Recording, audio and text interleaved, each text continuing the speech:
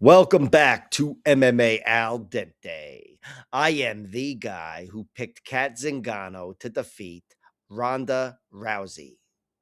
Yeah, Ronda's a phenom, but she's about to run into a wall here. Kat Zingano is going to break her spirit in the clinch, and then she's going to break her face on the ground. Mark my words. All right, I am here to break down UFC Fight Night England, London. UFC Fight Night 270, Evloev versus Murphy. All right. Okay, opening up the card, we have Luana Carolina taking on Melissa Mullins. My prediction for this fight is Melissa Mullins wins, and I'm going to go with her winning by decision. And I think Melissa's a really good finisher when she gets on top. She's got a really strong mount, and she's really good at getting there. She advances on the ground. But I'm just going to go with her grappling being the difference in this fight on the scorecards, especially down the stretch. I think Melissa's going to be able to hit some takedowns. Luana's conceded some takedowns late in the fight, and it's cost her throughout her career. Definitely cost her in her last loss to Michelle Montague. Michelle, I think, is a really strong grappler. She might be a bigger, stronger, better grappler than Melissa Mullins, but I think Melissa is better equipped to handle herself on the feet here. I think this is a close fight on the feet. And these girls are actually like the same height. Mullins might even be an inch taller. I don't know why I thought she was going to be like 10 inches shorter or something. But yeah, Melissa Mullins, I think, is the better grappler. And I think Luana Carolina, not that she's got horrible takedown defense, but I think it gets worse as the fight goes on. And I've got Melissa making that the story here. I think it's close on the feet. I think Melissa's going to be putting Luana on the back foot and trying to crowd her legs. And I think it's going to be a mix here, but I think grappling will definitely be a part of this fight. And I've got it being a big enough part to be the difference. Luana's been finished a few times. So is Melissa. Melissa was knocked out with a body shot against Nora Cornell. Luana Carolina was knocked out against Molly McCann and had her leg ripped off against Ariane Lipski. That could happen. But that was more sudden. With Melissa, it's more methodical. And yeah, I think this is going to be a close fight, but I favor Melissa being the more willing and better grappler and scoring better points with that. So Mullins is the pick and Mullins is the bet. Why am I pulling up Tapology here? Mullins is a slight underdog. These are pretty much toss-up odds. I do think it goes the distance, but I favor Melissa Mullins. So plus 110 is the play right now, and it's with nothing serious. Next up, we have Shanelle Dyer versus Ravena Oliveira. Shanelle's making her UFC debut, and she is my pick to win. I'm going to go with her winning by decision. She's a pretty damn good finisher, but I'm going to go with her winning by decision because I think Ravena Oliveira is pretty tough. She's been submitted a few times, but that shouldn't happen here on paper for either girl, really. And I think Shanelle is the faster fighter on the feet and overall better fighter. She's a really sharp striker. Shanelle, she's got a near perfect record as a pro. She's 6-1. Her one loss comes to Carol Faro, whatever, on the Contender Series. Was a really good fight. I thought she definitely got her ass kicked, but she got her ass kicked early and battled her way back into a fight there, which was a really good look. I mean, great showcase of traits, but that girl Carol Faro also probably laid out a great blueprint to beat Shanelle Dyer, but she's definitely going to be hanging around the UFC, this girl. But I don't think Ravena Oliveira can duplicate her success.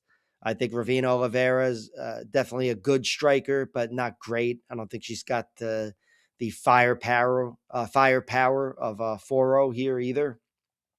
And the girl Skatitsi, Valentina Skatitsi, also gave Shanelle Dyer a good fight, getting in her face. Shanelle was dancing around her early. Skatitsi started closing the distance, getting off on her. Once that movement slowed down, her power was more in play. And in the end, it was a split decision, although probably shouldn't have been. But Skatitsi definitely made it a close fight. And that was an interesting tactical battle after it looked like Shanelle Dyer was cruising to a victory. She's gotten a bunch of nice, beautiful finishes, really sharp stuff. This head kick was awesome over this girl, Miriam. Won this fight here, another 15-minute decision. That was a good 15-minute effort. She looked good down the stretch. But the thing is, she's got a few stains on her amateur record. 3 stains. They're all to good fighters, 2 of which are in the UFC right now. But it's no coincidence that all 3 losses are in round 3 and they're by finish and they're on the ground, all 3 of them, even if 2 of them are by TKO. She was taken down, slowed down, mounted, and put away. Indy Breyer got her out of there with a rear naked choke, but Ivana and Shauna, the 2 UFC fighters, pounded her from mount. Shauna hurt her with a big head kick, which really fucked her up. And by the way, her chin was definitely rocked in her last fight against Carol Faro. So she's been shaken up a few times, but she survived that head kick. And she did battle her way back in for another few minutes. You know, the amateur fights are 9-minute fights altogether. But she was ultimately finished by full mount or back mount TKO in round 3. I know, again, these are amateur fights, and it's so these are all finishes between 6 and 9 minutes into the fight. But I still feel like it's no coincidence that it happened in round 3. I feel like that's just a sign. That was cardio that cost her there. And that's why I'd probably put a sprinkle when they're available. I'll put a sprinkle on Ravena Oliveira winning down the stretch, rounds 2 and 3. I think Ravena Oliveira, if she was to win this fight, it would be by decision. But I'm guessing the long shot props will be worth putting a few pennies on, and decision might not be. In fact, you're probably better off playing the money line instead of the decision line, even though I haven't seen the fucking decision line. But yeah, that's something that happened. Like I said, she's looked good down the stretch as a pro, 2 occasions, especially, or 3 occasions, especially in the last one where she was in a fucking war. So it's not like there's any major doubts in her cardio, but I'd be remiss if I didn't say she's got 3 losses as an amateur. They're all on the ground. They're all in round 3. That's a sign of a fucking trait. So I'm mentioning it. But Ravena Oliveira, she's not exactly the best grappler, not the best submission artist anyway, just 1 submission. But she can crack. She can definitely crack. She's put away 6 out of her. Well, she's put away all 7 fighters that she's beaten, but 6 of them by TKO. And I think without a big moment, though, she's not going to be able to battle her way into this fight with just striking.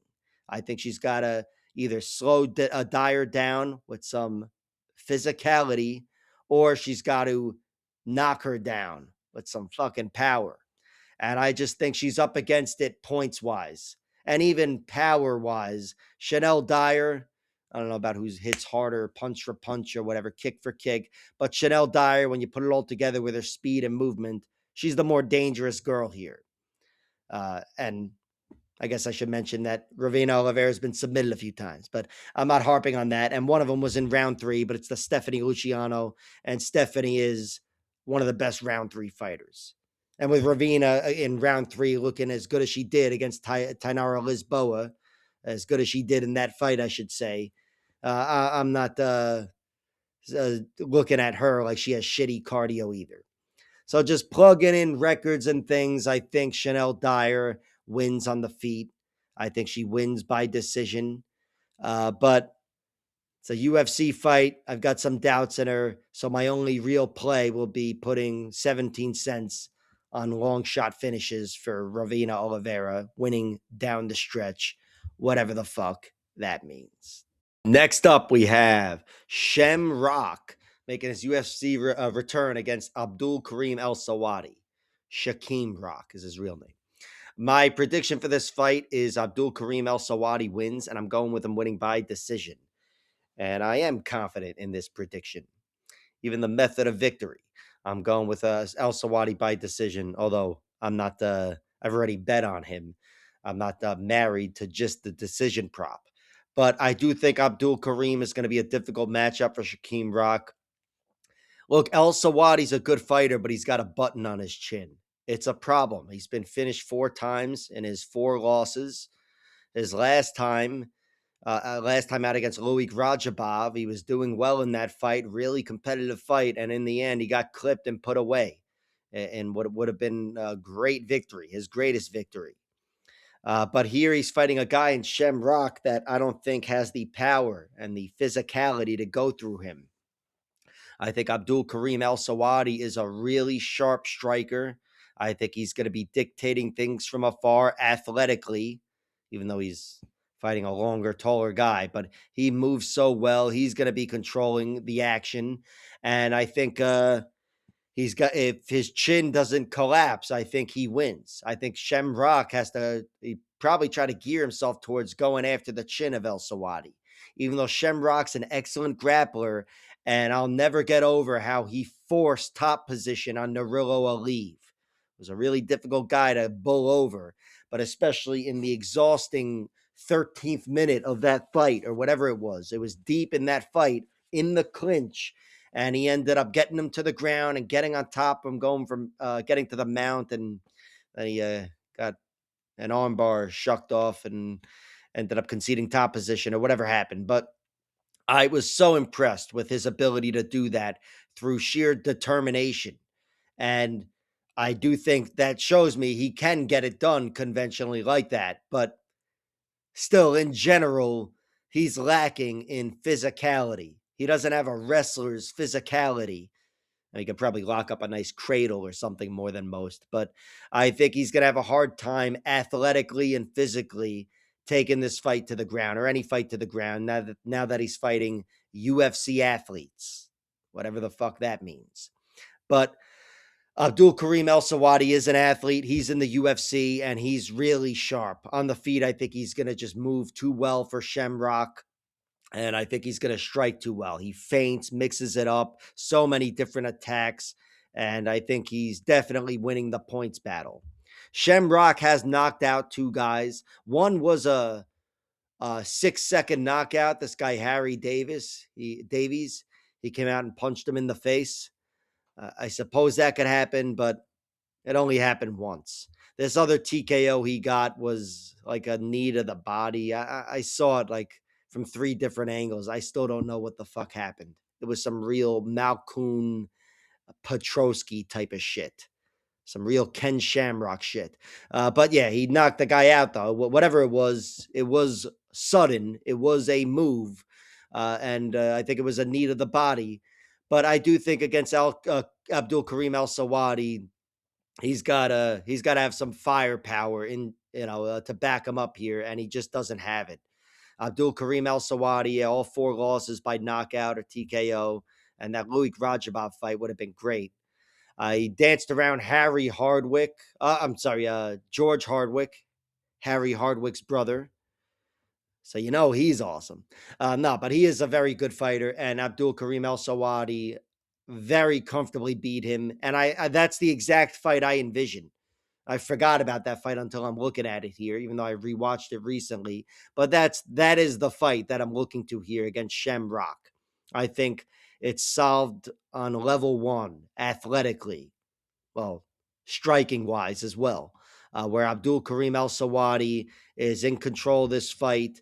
Shamrock is trying to time some counters that, if they should land, probably don't have the oomph behind them to change the course of this fight. And Abdul Kareem Al-Sewady, even though he's been finished a bunch, he doesn't have bad cardio, and I don't think he's gonna wilt in the end and start conceding takedowns. I think if anything, they'll be more difficult for Shamrock down the stretch. So I think Shamrock's his primary path to victory, in my opinion, would be landing the shot, as good of a grappler as he is. And he's a monster submission artist, Shamrock. Really good submission artist, every which way, but certainly taking the back. Really good there. An excellent rear naked choke. And that's what made it so impressive, him forcing that position on Narillo Aliv like that. But I think you need positional dominance there, and he's just going to have a hard time making it work for him in the UFC. He's got the physicality of fucking Jimmy Flick, and it's going to be tough. So Abdul Kareem Al-Sewady is the pick. I've got him winning by striking and all that horse shit. I have bet on him minus 125, and I haven't bet on the over-under, which over would be my pick, and that's sitting at minus 170. So There's that. But no doubt about it, I'm going with Abdul Kareem Al-Sewady. Okay, next up we have Branko Sikatic taking on Donald Sutherland. My prediction for this fight is Louie Sutherland wins, and I'm going to go with him winning by decision. And the basis for the prediction is I don't know. I don't know. He's got more experience, I guess. I'll say that. Yeah, I'm not too confident in this prediction, but it is my prediction nonetheless. And a lot of it is due to experience. Look, Brando Pericic, I think he's a problem on the feet, and he's looked incredible throughout his career, but he doesn't have the deepest resume at all, and his one loss was a second round loss. I mean, he was fatigued in the middle of round one there, even though he almost killed the guy, this guy Randall Raymond, but he almost killed this guy, fucking hit him with a power bomb and some other shit, and then wasn't able to close the show, and then the guy took over, was able to take him down, take his back, and then did the same thing very quickly in round two and submitted him. But it was a total cardio collapse. There was nothing else to look to there. And that's the only time he's been in round two. I'm sure he's aware of that. I'm sure he's trying to rectify that and mitigate that. And I'm sure his team, he trains with City Kickboxing, they're aware of it as well. So it's not like you can put all your eggs in that basket. But I am a believer in you don't know until you know in the octagon, whatever that means. You have to find out under the bright lights. I think you can train and, try to rectify that cardio issue, but sometimes you're in the middle of the fight, the strikes are real, so with the body shots, and you don't have cardio. But I think here, this is not going to be Louie Sutherland. I mean, I am picking him to win by outlasting Pericic, but I'm not picking a cardio collapse. I'm picking Louie Sutherland to outgrind Pericic, and I'm picking him to do a lot of it in the clinch. And I'm picking this fight to suck, I guess, if I'm picking Sutherland to win. I think Brando has more on the feet. I think he's a really good striker, and I think he's dangerous. And I know he's bigger, 2 or 3 inches of height and reach. But Louie Sutherland's a big guy who I think moves well and is more athletic. Not that he looks like fucking, I don't know, Yoel Romero out there. He does not. But he's one of those big, fat, athletic guys. He's Chris Farley. And Chris Farley moves better than Brad Garrett. I don't know. But yeah, I think Louie Sutherland, when he's firing on all cylinders, it's going to be tough for Brando to go through him easily, even though I remember saying the same thing about Elisha Ellison. He's a smaller guy and he moves faster. But yeah, Louie Sutherland, I think he moves better. I think he kicks well. Again, he's got some real Chris Farley shit going on there. Why was he known for his kicks? Then what the fuck am I talking about? And I think Louie Sutherland is also just the guy with the deeper resume. He's been fatigued against wrestlers. That's how he's been beaten. And I don't think that's a path to victory for Brando Pericic. Slim Trebelsi and Abraham Babley, both good fighters, by the way, established PFL Bellator guys, and they were able to thoroughly out-wrestle him. And yeah, he was fatigued there, but for a guy who was fatigued and built like he's built, he didn't get finished, which is good, even when he was tired. And against this guy Moreno Kakapor, whatever the fuck his name is, that was a close fight to say the least. And it wasn't nearly as physical. It wasn't as grappling heavy, but it was enough of that was spent in the clinch. But between those experiences, even if a lot of them are shitty, and his last 2 decision wins, especially this one over Renato Rangel a few years ago, I like the way he's looked. I just think in general, he's better equipped to handle a longer fight than Brando Pericic. There's more evidence of that anyway. And again, Brando is not going to be duplicating the success of Slim Trebelsi and Abraham Babley.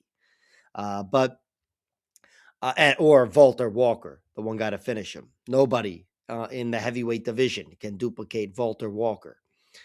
But I think Louie Sutherland moves well. He's a step behind early, but I think he's got to force the fatigue. He's got to force the exertion here with Brando Pericic.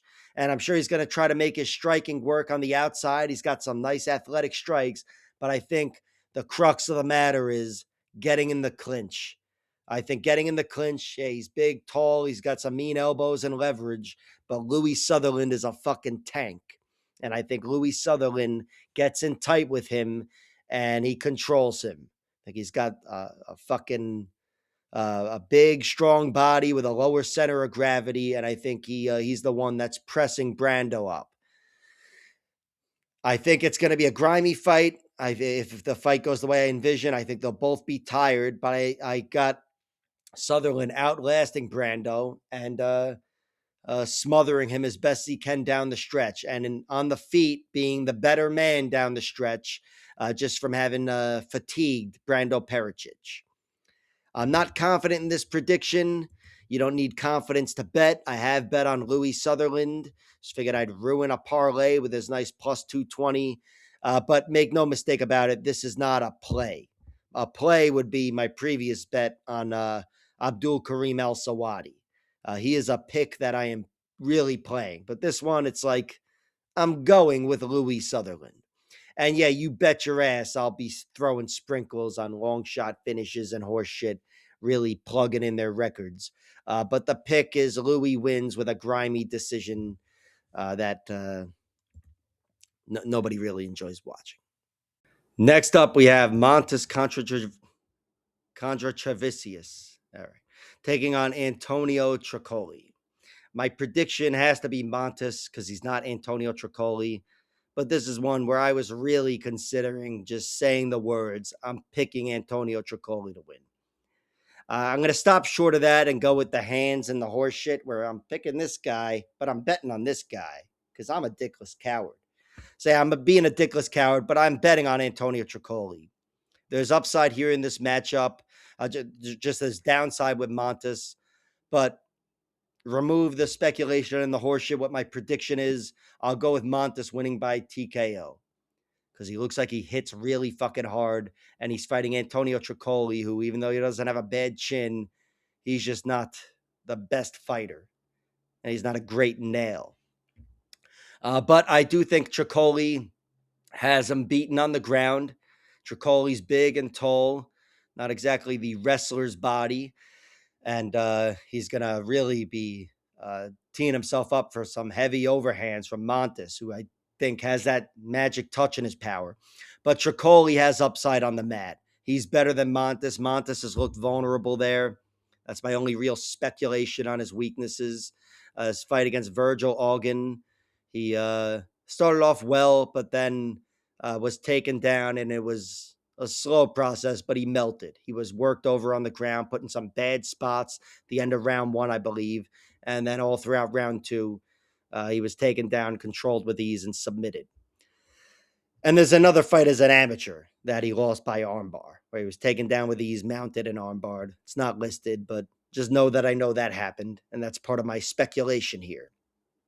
But the pick is he wins by TKO, and as you can see here, he's done a lot of that. A lot of them in round one, some early in round two. This fight he had against Jack Comby in round two, he put him away in round two. That was a fucking war. Really fun fight. That guy's a fun fighter. I don't know if I'd say good fighter, but that was fun. And that was a great showcase of Mantas's traits. And he sure got him. But here I think he's fighting a guy who's got a deeper resume, Antonio Trocoli. A lot of it's dog shit as of late. But he's been there, done that. He's fought a better level of opposition, and he's a better grappler. So I'm going with Mantas being difficult to take down. I'm going with him getting a finish, but my bet will be on Antonio Trocoli. I haven't bet on him yet, but I'll wait to see the props. I would think a finish would come before anything else because I would think he would just be getting the better of him on the ground. But certainly the money line is good enough. So I'll sit back and look for props. I would favor a submission certainly before a TKO, far and away. But I think the props will probably reflect that, and I'll just end up playing some sort of finish line for Antonio Trocoli. But Mantas is the pick. I've got him winning in under a round and a half, and I don't like that. Minus 280. So I don't think he's going to have any round one knockout line or anything that's really worth playing, especially because I can't really be sure of it. Again, Antonio Trocoli doesn't have a bad chin, but he is a bad UFC level fighter. So I'm happy to waste money on him, what few pennies I have left, but I am definitely picking against him. Mantas by TKO in round 2, I guess, is the pick. I don't know. Next up, we have Mario Pinto taking on Felipe Franco. My prediction here is Pinto wins, and I'm going to go with him winning by TKO in round 2.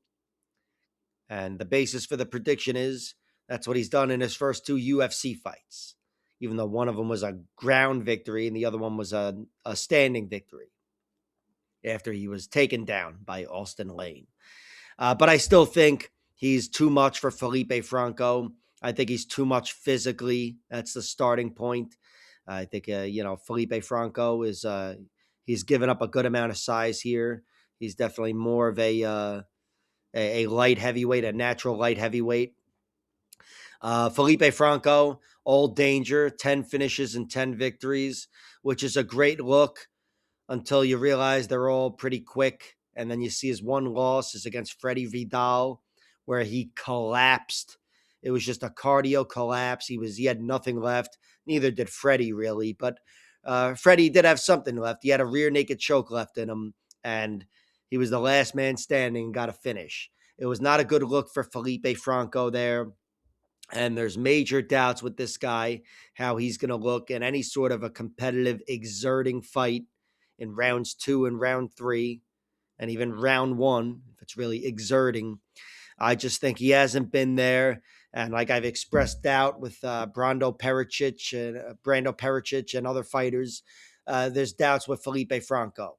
He's got 11 professional fights, and I know he's trained behind these fights, and he's definitely not some total newcomer, but he is still a 25-year-old who's only been in 1 second round and 1 third round, and here he's fighting a UFC level fighter, a UFC level heavyweight as well, UFC sized heavyweight. I think he's going to have a lot of difficulty. I think his speed advantage will prolong things, but I think once the ball gets rolling, he's going to get beaten up. I've got Mario Pinto taking him out in round 2. And I've got it happening on the ground, by the way. I know Felipe Franco, he's got 4 submissions, but, and I don't know what Pinto has, but it's not that. But Pinto, I like the way he worked over Jonathan Denise on the ground. I know Denise is much more of a one-trick pony. He's much more of a pure striker as opposed to a grappler, even though everybody's always patching things up in the UFC. But I still think he looked good there, and I think whether it's on the ground or standing, he gets the finish, but I'm picking it to happen on the ground.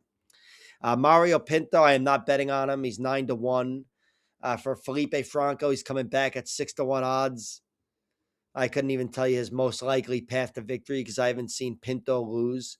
So I don't know if I'll go reaching for any props or anything. But I'm not playing Mario Pinto, and I'm not playing the over-under. It's set at 1.5 rounds. Like I said, I think Felipe Franco's athleticism prolongs this a little bit. But I still think second round finish for Pinto. So staying away from it, picking Pinto, and hoping it's a good fight. Next up, we have Losene Keita versus Nathaniel Wood. My prediction for this fight, I'll go with Keita winning by TKO in round 2. And the basis for the prediction is I remember how relieved I was when I backed Patricio Pitbull to beat him, and then the fight was canceled. That's the basis for my prediction here.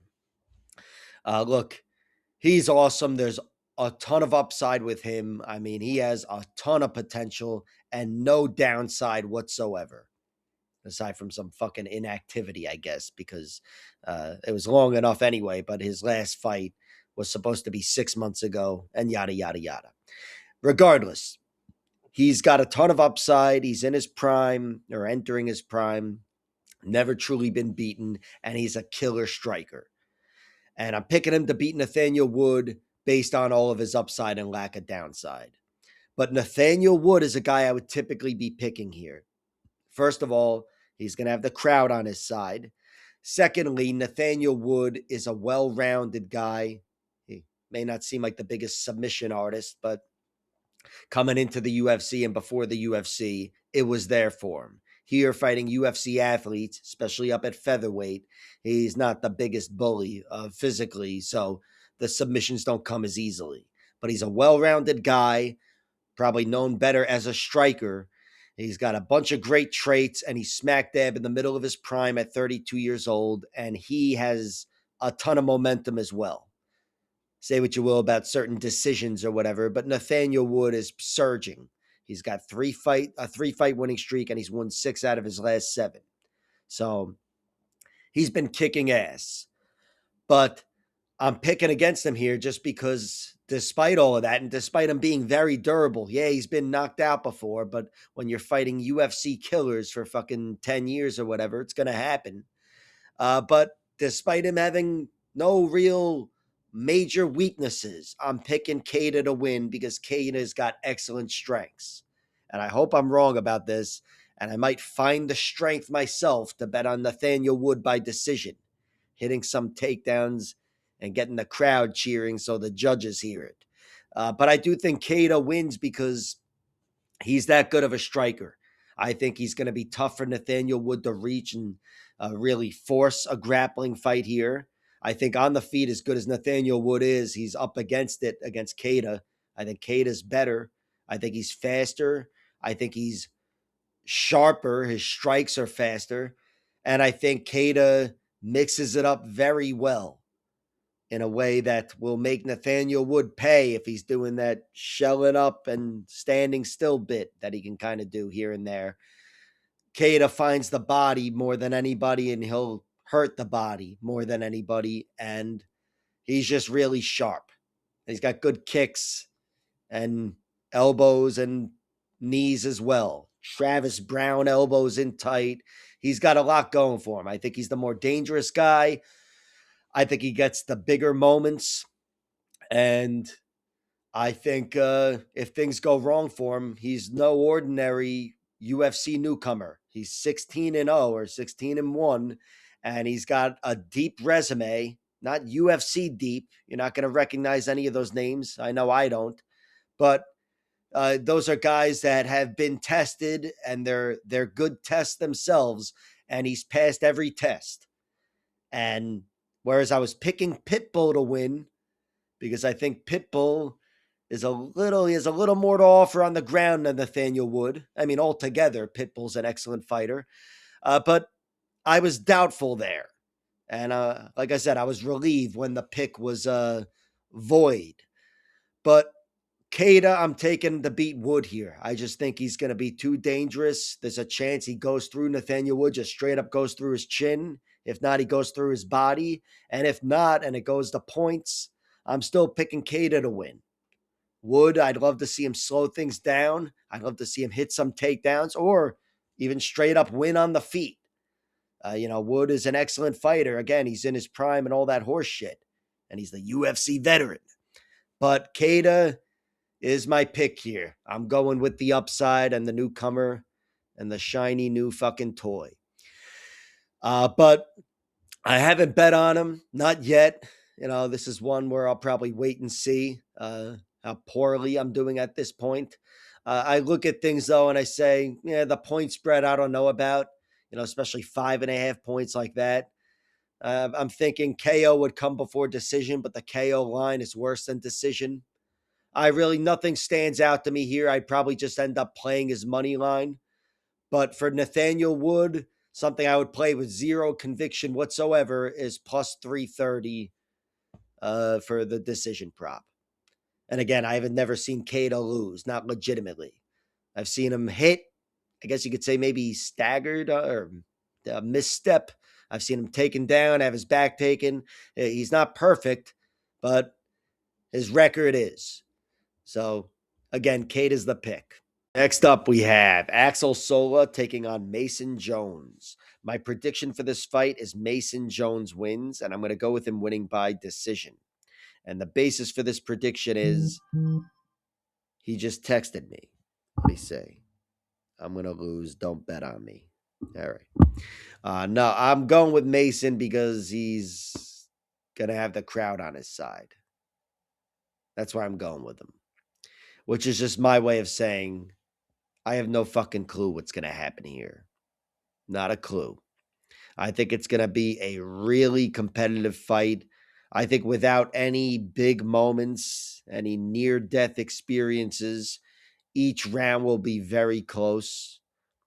And of course, big moments are certainly possible where one guy could totally dominate a round. These guys are both dangerous guys. But my point is, I don't expect either guy to be finished, even though it's totally possible. And I expect this to be a competitive fight for 15 minutes. And I guess based on that, I'll go with Mason Jones because I think he'll have the crowd on his side in a competitive fight. But Mason, I also think is probably, if I had to guess, I'd say he's the better grappler. Although I've never rolled with either guy, so I don't know. But I also think he's the more willing grappler, the more willing takedown artist. Even though Axel Sola is a better grappler than people give him credit for. Axel Sola's just got one submission, but he's mixed in grappling deep into competitive fights, and it's been the difference in 3 rounders and even 5 rounders. So he is not lost at all on the ground. He's definitely better than he seems. And again, he's shown a willingness and a capability of making a fight a grappling match. So it's anybody's fight. Neither guy's ever been finished, pro or amateur, as far as I can tell. And both guys have been hurt. Axel Sola was hurt. He was banged up in the Rhys McKee fight, even though he did more banging.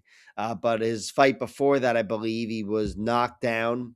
Yeah, the fight before that, he was knocked down early in a 5 round fight, and he was definitely beaten up early. But he battled his way back and again took control of that fight, mixed in some grappling, yada, yada, and won it. Mason Jones, we saw him in an incredible war with Baraniewski. That was his last victory. And even though Balaji was knocked out last week against Manuel Sousa, he showed even in that fight, he showed his talent. The guy's dangerous and he's a fucking problem technically. But I don't know if he's going to hang around the UFC for too long, to be honest. But it's still a great win for Mason Jones, and Baraniewski is a great fighter. So is Jeremy Stevens, the fucking Iron Man. Not that anyone calls him that. I don't know. That's Travis Fulton's nickname. But those are 2 wins he got in his second stint here in the UFC, Mason Jones. His first stint was 4 years ago, 4 or 5 years ago, where he suffered his 2 losses to Ludovic Klein and Mike Davis. And that Mike Davis fight was a fucking war. And so was the David Onama fight. Mason Jones' victory in there, even though he would have won against Alan Patrick. But the point is, Mason Jones never should have been cut from the UFC. Just like Yusuf Zalal shouldn't have been cut, even though he had a justifiably shitty record. But Mason is back where he belongs. And I think regardless of who wins this fight, both guys have a bright future in the UFC. They're both tough, both well-rounded, even if it's more obvious with Mason, and both exciting. Axel Sola, I don't know how I didn't talk about his win over Rhys McKee. He looked awesome there. He looked awesome moving up against a bigger guy at 170. Not that Rhys McKee is like fucking whoever. I don't know. Whoever a big welterweight is. Fucking Michel Pereira. Rhys McKee's got the physicality of, I don't know, Cody McKenzie. But I already used Jimmy Flick earlier when I was talking about someone else. But Axel Sola took him out with a beautiful body shot in round 3 after being ahead, but still in a competitive fight with Rhys McKee, who had all that UFC experience, even if a lot of it was in defeats. But Mason Jones, he's got UFC experience, some defeats, but I still thought in general he looked really good, and he's looked great as of late, and I'm picking him to win. Why? Just based on his upside, because there's no downside with Axel Sola or really either of these guys. The pick is Mason Jones. The bet is not Mason Jones. I'm not betting on this. Probably not at all. I'm inclined to bet on the over out of everything here. And the point spread is interesting because, again, I'm more certain, more than anything, that this goes the distance. But I can't even be too certain of that because they're both so good. But yeah, the point spread and the over are what's jumping out at me. And neither's at a great line. And I haven't bet on this. Not sure if I will. But if I do, you won't hear me telling you that I won $1 million, man. Nah, I won 7. That's what happened. All right. Next up, we have Curtis Campbell making his UFC debut against Danny Silva. My prediction here is Danny Silva has his day, and he spoils the debut of Curtis Campbell by winning a decision. And that's a pretty tall order. Certainly the crowd won't be on his side, but I think Danny Silva, he's definitely a good fighter. He's exceeded my expectations. I've picked against him a few times, but I think he's got nothing but forgivable losses, and he's a deceptively well-rounded guy. And frankly, so is Curtis Campbell. Curtis Campbell is a much better grappler than his professional record would indicate. But I still think Danny Silva could be the American taking down the Brit. Imagine that. And scoring some points there. And on the feet, that's where Danny Silva typically wants to be. He's a striker. I think he's up against it with Curtis Campbell here. Curtis Campbell, he may not be Kevin Vallejos, and he is not. That's the last guy to beat Danny Silva. But Curtis Campbell's a problem on the feet. He's more of a flowy type as opposed to sharp, technical, and powerful like Kevin Vallejos. But Curtis, he flows well, moves well, and mixes it up well, too. He's won every which way on the feet, leg kicks, body kicks, and whatever. Punches, I guess. But Danny Silva, I think, is going to stop him from flowing. Danny Silva, he's got some good boxing, and I think some nice straight punches countering the flowiness of Curtis Campbell is going to stop him in his tracks, stop him from really getting his flow going. Curtis will sometimes do that thing where he's on his toes and he's got a little too much bounce in his step. And I think Danny Silva, not that he's Kevin Vallejos, who could really go through that type of style with his striking, but Danny Silva still has good striking. He may not be as sharp or as technical or powerful as somebody like Kevin Vallejos, but he's more than halfway there. And I think he's going to give Curtis a fight on the feet, but also mix in some takedowns. Danny Silva, he's never going to be known as a submission artist or anything, but Danny Silva can mix in grappling, and I think here he's going to be looking to. Danny's never been finished, not as a pro anyway. Each guy's been finished as an amateur once. Danny actually avenged his amateur loss, though, as a professional. But his 2 losses as a pro are both close fights. He lost a majority decision to a Hawaiian fighter, Kanan Kawaihai. I should finally learn how to say this guy's fucking name. I could spell it, but I can never say it. But Kanan was able to outstrike him on the back foot, which isn't the greatest look.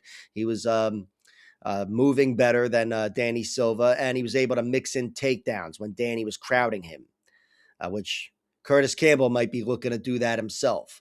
But I think Danny is going to be crowding the striking like he did to Kanan. And in the end of that Kanan fight, Danny crowded him, got on top of him, shut him down, and beat him up. It shouldn't have been a 10-8 round, in my opinion, but Kanan had nothing left, and Danny ended up getting a 10-8 round on one judge's scorecard, almost securing a draw. And against Kevin Vallejos, I thought he was behind really throughout that whole fight, but certainly he came alive as he could come in that fight, and it was in round 3. Danny Silva keeps coming. Ask Josh Kulabau. That's how he won that fight. He keeps coming. He's got 15 minutes of cardio. He's a well-rounded guy. He's accustomed to a war, that fight with Angel Pacheco 2 years ago. Fucking war. And I think, yeah, he's got every trait going for him. And I can't say I think he's going to next level Curtis Campbell because I think Curtis Campbell has a good solid record and resume. He's fought some good fighters, really good fighters. But I think Danny Silva's underrated. Same with Danny Silva's opponents, like fucking Josh Kulabau and whatever. And Curtis Campbell's got the prettier record and the prettier style, but I think Danny Silva is going to get in his face some gritty wrestle boxing, and he's going to give him a hell of a fight and win a decision. I've got Danny Silva winning. I've bet on Danny Silva because I'm a degenerate, but I like best his point spread. Actually, plus 7.5 points at minus 200. Right now, plus 3.5 points is minus 130. That's him just winning a round. I like to play the safer bet, but I trust Danny Silva's durability, even standing up against the flowy danger of Curtis Campbell, he's got finishes every which way and a lot of subs as an amateur. But I think Danny at the least survives and gives him a good fight. But at the most, and my prediction is at the most, he wins a decision. I've got Danny Silva crowding him, keeping coming, and outpointing him, which decision could be played at plus 450. I haven't done it yet because I don't have the courage of my own convictions. All right. Next up, we have Roman Dolidze taking on CLD Christian Leroy Duncan. My prediction for the fight is Christian Leroy Duncan wins, and I'm going to go with him winning by decision. The basis for the prediction is, come on, doesn't it just make the most sense? I'm not saying it's gonna happen. It's a guarantee, but it makes the most sense.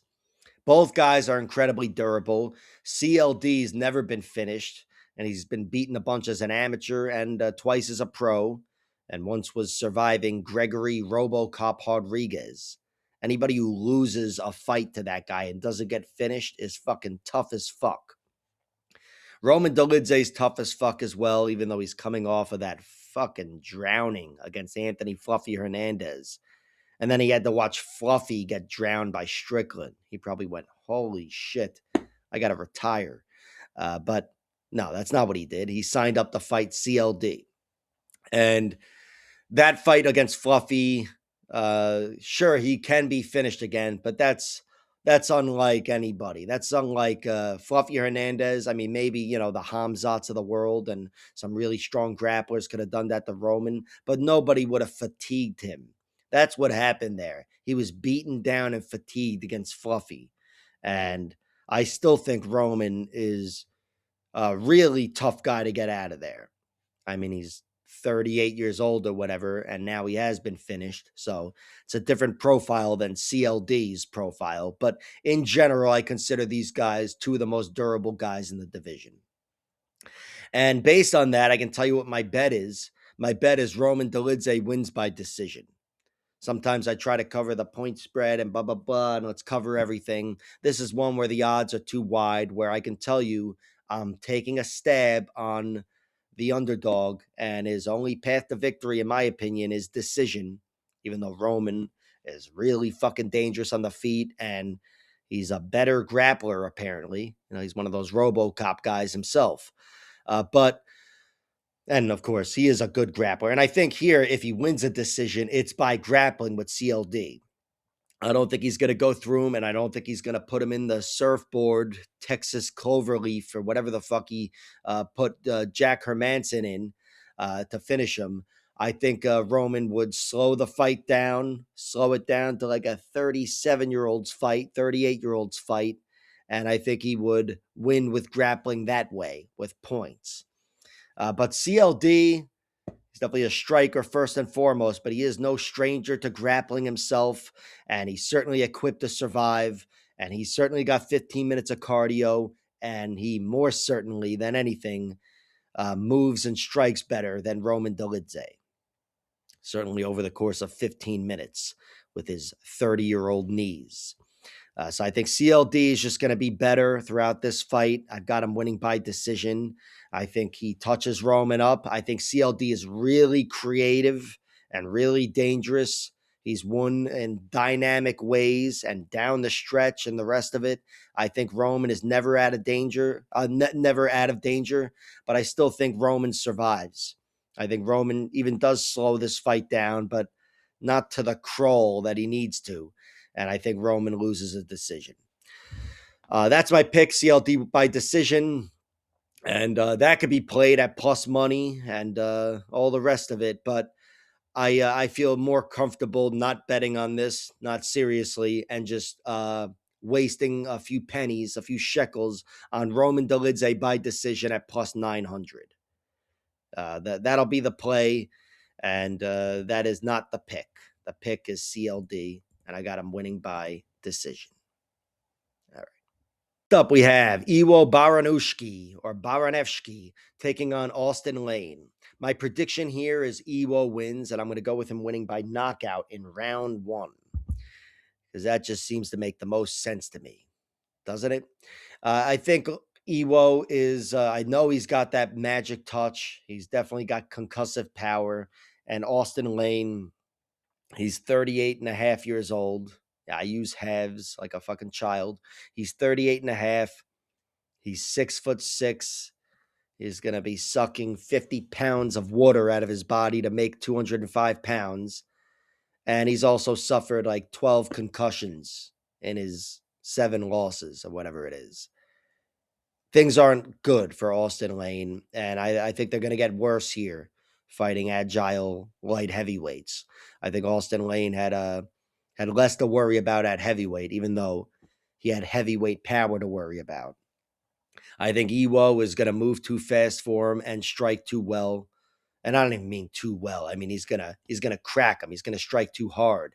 And I think Austen Lane, who we've seen him with Mario Pinto and Rebellas de Spain and whatever, he's got first of all, it's in him to take the fight to the ground. These days, I think he has no faith in his own chin, where I'm assuming that's plan A with anyone. And he's got a good takedown and some jiu-jitsu in him, but only for a small window. And I don't think that's going to be there against Iwo Baraniewski, because Iwo is a judoka first and foremost, even though you'd never know it by looking at him or looking at his record. I remember saying this shit the last time he fought, so I'm assuming I had it right, and he's a judoka fighter. That's his base. My point is, Austen Lane is 6'6". I don't envision him scoring too many low singles or double legs, and I think his takedowns with his height and leverage in the clinch won't be there for him with the judo base of Iwo. And I think on the feet, I think Austen Lane's best chance of winning is a knockout, especially considering Iwo's last fight. And Austen Lane, he's a big 6'6" guy with a 6'6" heavyweight punch. So I think that's his best chance of winning. But I think the downside is way too strong there, where he's got that chin, no water, malnourished, all that horse shit. And he's fighting a guy who we know has killer power and is going to move better than he does. So Iwo Baraniewski is the pick. I haven't bet on him. I would go with him winning by knockout before anything else, despite all that judo shit I was saying. Knockout is minus 225. And I do think, even if Austen Lane figured out a way to slow this fight down, I think it would go like the Mario Pinto fight, where it would be meaningless in the end, and he would get knocked out anyway. So that would probably be my play here, minus 225. But I haven't played anything yet. And as for the individual round, minus 135 for round 1. I do think it does happen in round 1. Again, I think Austen Lane has a tough time slowing this fight down with grappling. I think he was better equipped to do that at heavyweight. But still, minus 135, yeah, that's my pick. But I haven't bet on that. I'm certainly not married to that. I think I'd be more inclined to play the flat knockout line for Iwo Baraniewski. And as for Austen Lane, he's a grappler first and foremost these days because of his chin, but I don't think he has success there. I think he's got a small window to get the knockout. So round 1 knockout for him would be plus 1,000. That would be the only thing I played with him, and it would be with 14 cents. So in general, staying away from this, but depends on how much I lose, where I would play the Iwo knockout line before anything else. Next up, we have Sam Patterson versus Michael Venom Page.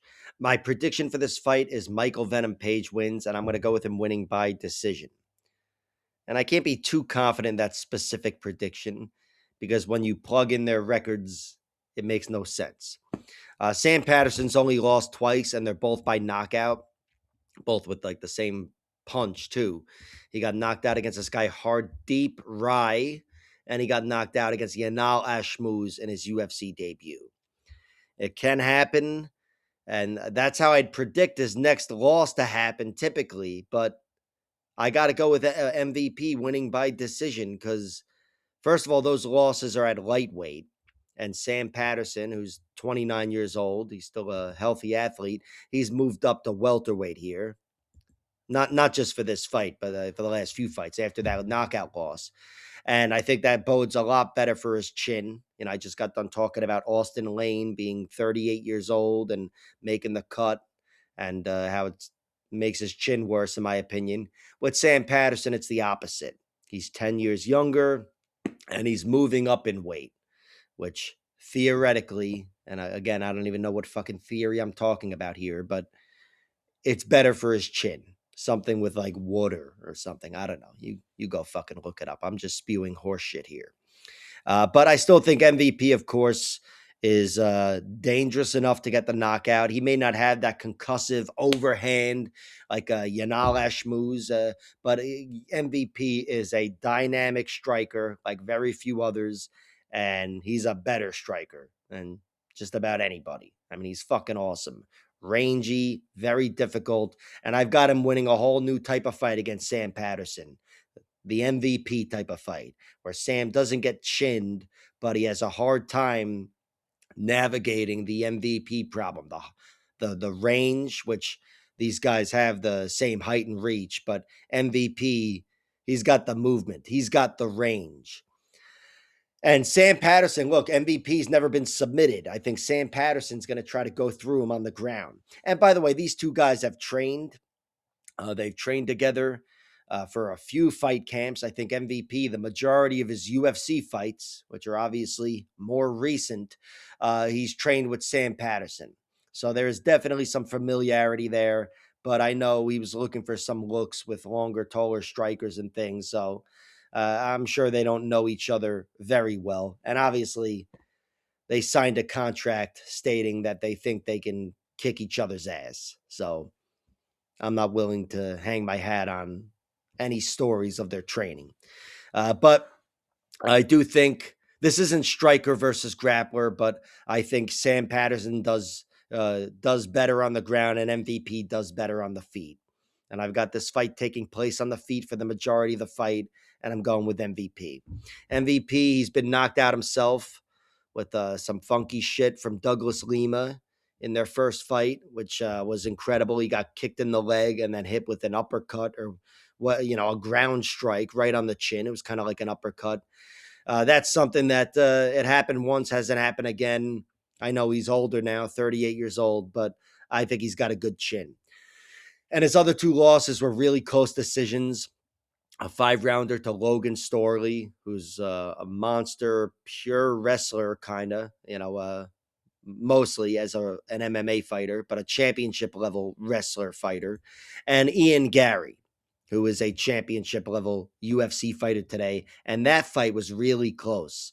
I really thought it was close. I just thought Ian and his grappling made the difference, which, of course, Sam Patterson, I know, saw that fight. I believe he was training Michael Venom Page for that fight, or training with him. So I'm sure he took note, and he's definitely the grappler between the two, and I'm sure he's looking at mixing grappling. Sam's typically the guy to go through you on the ground. He's all finishes. He's a monster. But if there are points to be scored, I've still got Sam scoring those points anyway. I think this is a very competitive fight, very interesting fight, and I think Sam Patterson, I don't know, he doesn't have the strongest name, the most cachet out there, but he's a killer. He's a killer. He's on a 4-fight winning streak. I feel like he's worthy of this fight, even though part of it does kind of seem like a step down for MVP. I guess MVP, he's done very well in the UFC at multiple weight classes, where I feel like in some ways this is professionally or promotionally, whatever the adverb is, a step down. But MMA-ly, fighting-wise, this is a very close matchup, and Sam Patterson is worthy of Michael Venom Page in the octagon. But my pick is MVP. I think he wins by decision. I bet on his money line when there was nothing else available because I'm a degenerate jerk off. And like I said, I pick a decision. Almost said submission. I pick decision, but Sam Patterson's only been beaten twice, and they're by knockouts. And MVP is still very dangerous, even if he's not Mr. Concussive Power. So I'm not married to decision. But decision first is the pick. And for Sam Patterson, I would go with him getting a submission before anything else. MVP's never been submitted, but I hear there's a first time for everything. And I'm going to go with MVP winning. I got him winning by decision. It's a whole new type of loss for Sam Patterson, but MVP is a whole new type of problem. Even if Sam Patterson is familiar, I think MVP is a difficult guy to slow down and to beat. But again, Sam Patterson has seen the Ian Gary fight. So yeah, Michael Venom Page is the pick. I've got him winning by decision. Next up in the co-main event of the evening, we have Luke Riley taking on Michael Aswell. My prediction for this fight is Luke Riley wins, and I'm going to go with him winning by decision. And it kind of hurts me to say that because, well, Michael Aswell guy. I like Michael Aswell, and I think he's very competitive in this fight. In fact, my starting point is his durability. As dangerous as Luke Riley is, I don't think he's going to finish Michael Aswell. And based on that alone, I think Michael Aswell is going to give him a hell of a test. And I think he's very much in this fight. This is all just my way of saying I like his point spread. But no, the pick is Luke Riley wins because I think Luke is the better striker. I think Luke moves well, and I think he's got more danger altogether. I think he's a really dangerous guy, great power, and throws some ferocious combinations and really sharp too. Mixes it up well, but he's not perfect. Bogdan Grad took him to the ground, took round one from him. Same with the guy Abasov in his last fight. I don't know if he battled back and took round one, but he was being controlled there early. This guy Alexander Loof, he fought, almost knocked him out in round two, and then took his back and had a lot of great control. He's definitely been tested, and he's definitely not perfect, but he's passed every test, and his record is perfect. And I'm picking him to win here, but I think Michael Aswell is going to crowd him. I look at this kind of like the Danny Silva fight with Curtis Campbell, but I think Michael Aswell is not as likely to mix in takedowns, and I think Luke Riley is going to be a little more dangerous than Curtis Campbell, although he also moves well like that guy. But Luke Riley is my pick because, again, he's passed every test and he looks really sharp on the feet and he's got a bunch of great traits. But the trait I trust the most is Michael Aswell's durability. He's got 3 losses to really good guys, one of them being Bogdan Grad.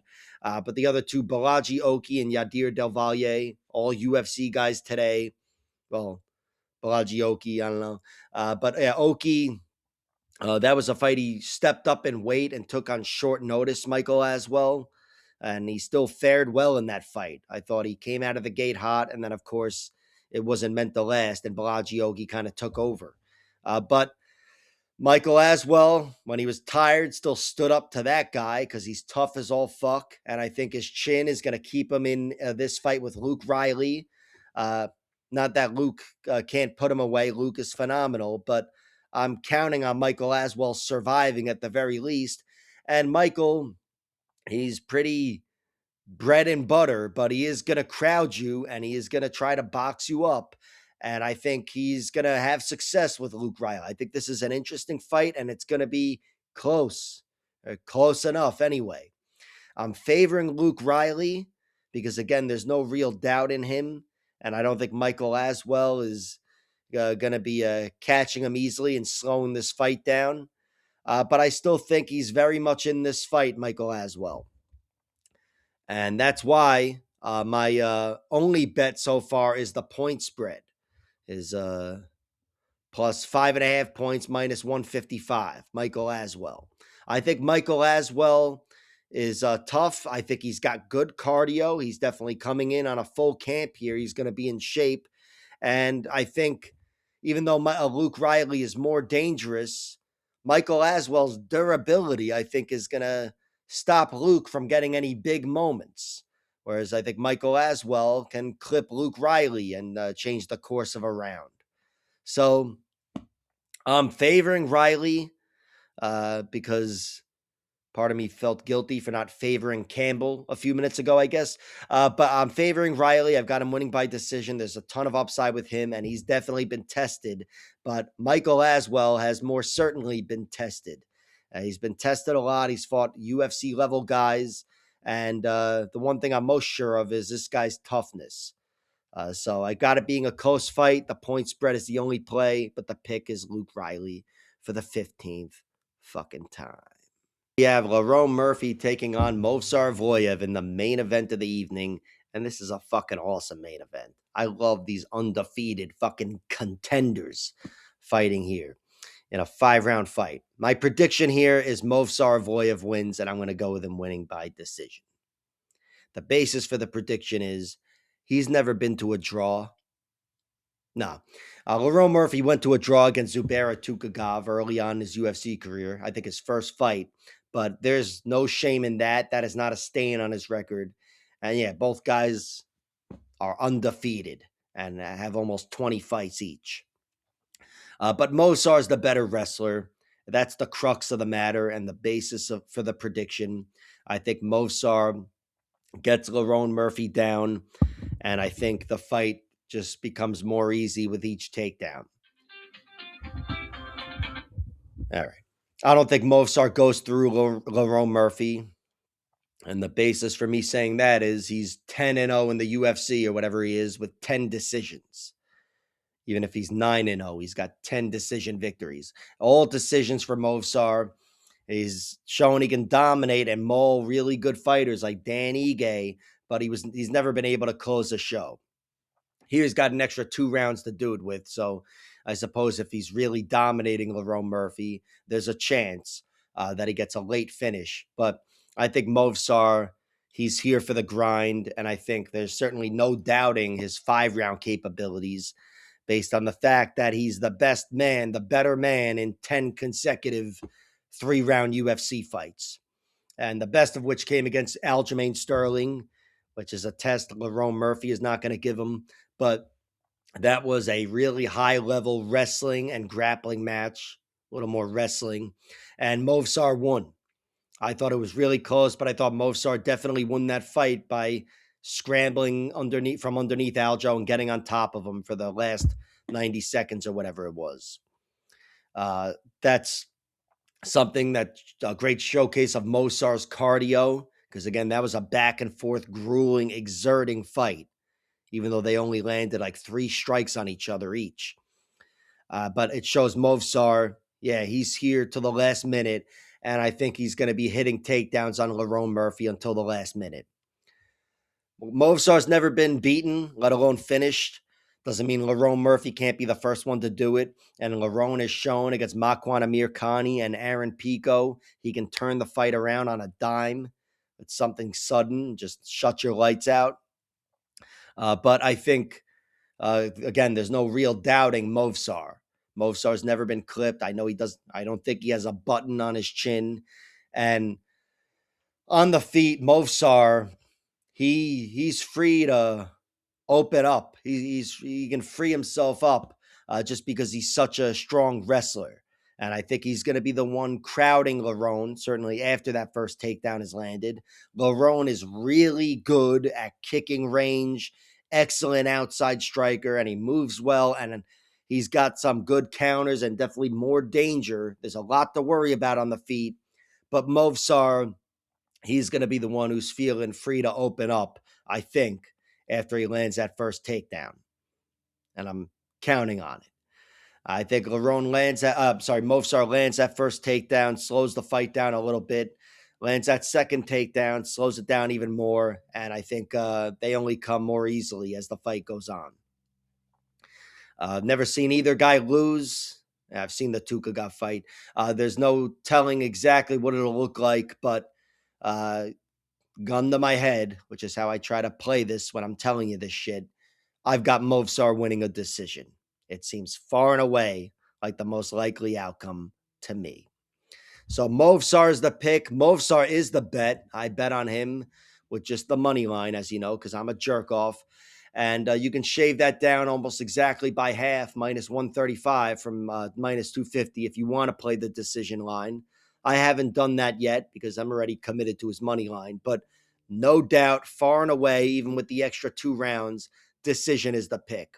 And plus 105 for minus 5.5 points would mean Lerone can't win 2 rounds, at least not on every judge's scorecard. So I do think the fight goes this way. I don't think Lerone is going to be winning rounds. I think Lerone would win rounds with big moments, but the small moments, of course, on the feet, I favor Lerone if they're on the feet for 5 minutes or 25 minutes, but I don't think that's going to happen. I think Movsar is going to be bringing striking pressure, and I think Movsar is going to be bringing wrestling and wrestling pressure, and I've got that being the story of the majority of the rounds, if not all of them. Movsar is the pick for the 18th fucking time. Like, share, subscribe, all that horse shit. And check out my other videos. All right.